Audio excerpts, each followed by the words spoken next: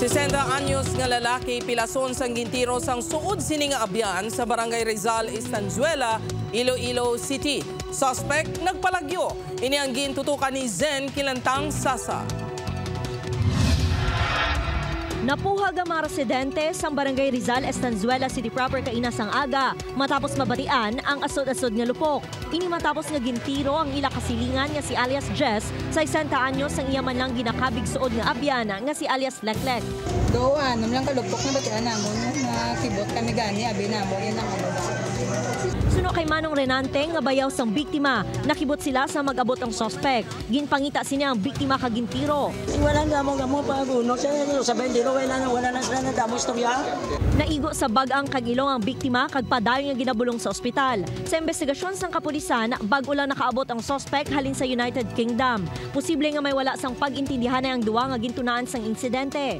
Dalaya ang firearms kay based sa information pag-abot dali tiro ya ka sa victim may residente diri nga gapuyo isa ka man ka police officer nga nag-duty na kagina pero daw taga probinsya ta to na retaliate ang police ginambalan sa police nagbato sa so nag-retaliate ginlagas pa ni sang police and then may exit way sa nga daw gin plano niya na kung diin sa masakay kag maka-exit.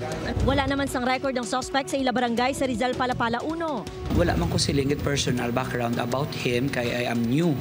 And during time ko sang kagawad ko daw wala man ko kabati nga may negative nga feedback or bad records against him. Natabuan naman nga may problema sa recording ang CCTV sang barangay gani wala sang makuha nga footages nga makabulig kuntani sa investigasyon. As soon as possible nga matapos hamon nga dev plan amo ginamon ni priority pero may naga-exist kami nga CCTV mo lang ginaguro nagka-problema ni lately sa recordings.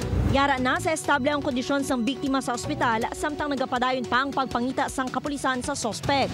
Upod kay Marvin Lauderes, Zen Kilantang Sasa, One Western Visayas.